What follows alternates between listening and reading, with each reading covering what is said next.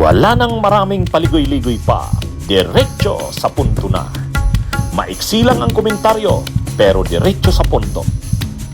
Maraming kuro-kuro, may tiwali, may totoo. Dito, sa puntong diretso tayo. Punto, diretso. I-disband na daw ang ICI sa February 1? Ito yung sabi ni Amy Marcos. Ayon kay Amy Marcos, ibig sabihin ng i-disband, isasarado na. Magpo-fold up na. Ang balita ko, February 1, ang pinapakong date na i-disband na raw yung ICI. Ayun. Wala nang ICI. Kung sabagay, nag-resign na lahat ng member pero wala pong maliwanag.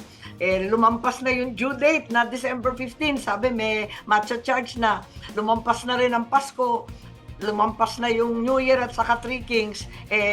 Wala pa rin. Kaya, hindi ko alam kung saan ito patungo. Sa totoo lang naman, wala nang natitira sa ICI ngayon.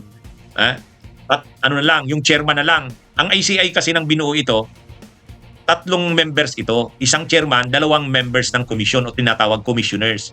Kasi commission yan Independent Commission for Infrastructure. So yung 2 commissioners, si dating DPWH Secretary Babe Singson, nag-resign na. Effective December 15. Yung isa pa, na member din, commissioner, galing sa Sisip Gores Inbelayo, auditor, CPA, nag-resign na rin, effective December 31. So yung 3 members na ICI, isa na lang natitira, yung chairman, si Andres Reyes. Pwede pa bang mag-function na iisa na lang? Sabi, tuloy daw ang investigasyon kahit iisa na.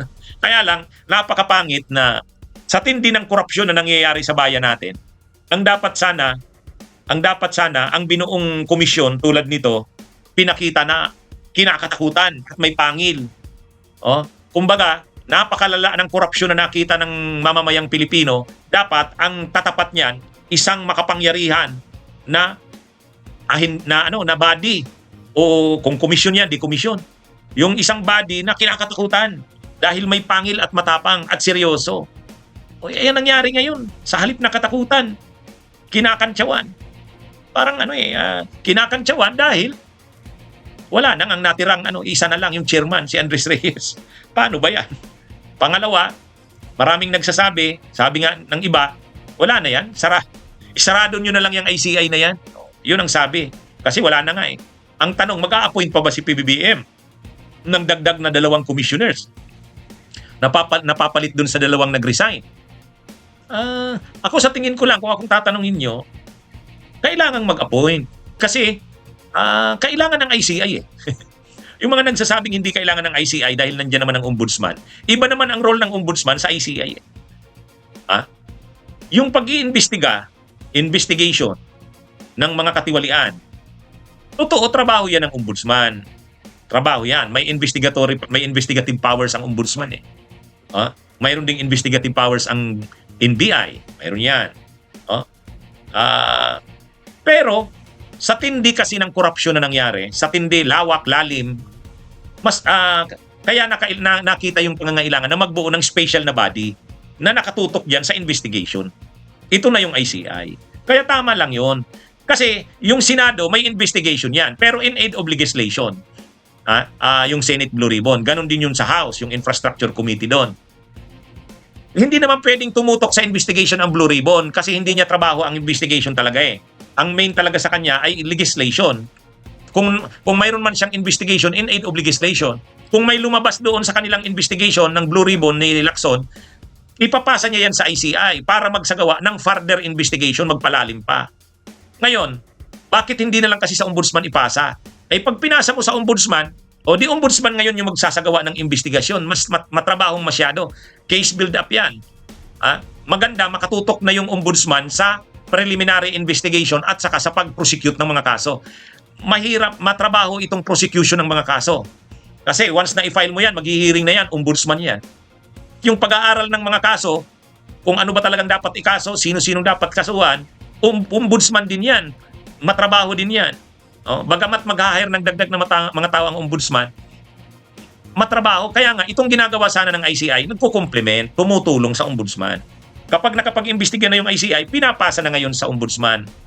Ang investigation ng ombudsman, hindi fact-finding, kundi preliminary investigation na sa kayong DOJ. Ibig sabihin, papadalhan mo na ng kopya yung mga akusado, yung mga respondents para magpaliwanag sila ng side nila, counter affidavit nila.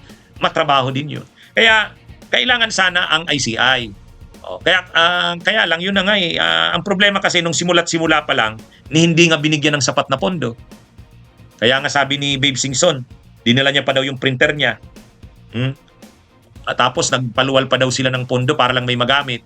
Sabi, nakakalungkot. Sa part sana ng administrasyon, mayor na kampanya niya yung anti-corruption tapos hindi niya bibigyan ng pondo. Nagbigay ng pondo yata, late na eh. Tapos ngayon, ito pang mga commissioners, yung commitment hindi ganun kalalim. Yung si Rosana Fajardo, yung auditor na galing si Sitgoris in Bilayo, ang sabi niya, nagawa ko na yung part ko.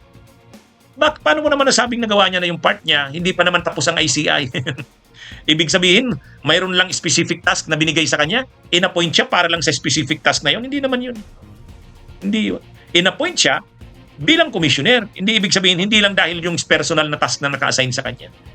Anyway, dapat ituloy pa ang ICI. Kung hindi man matutuloy itong ICI, bilisan na yung pagbubuo ng permanent ng anti-corruption body. Ay di ba mayroon ng inisponsoran na batas, na panukalang batas sila Ila Dilima at sila Chel Jokno, tsaka Makabayan Black. Mayroon na yon. At yun ay may pangil.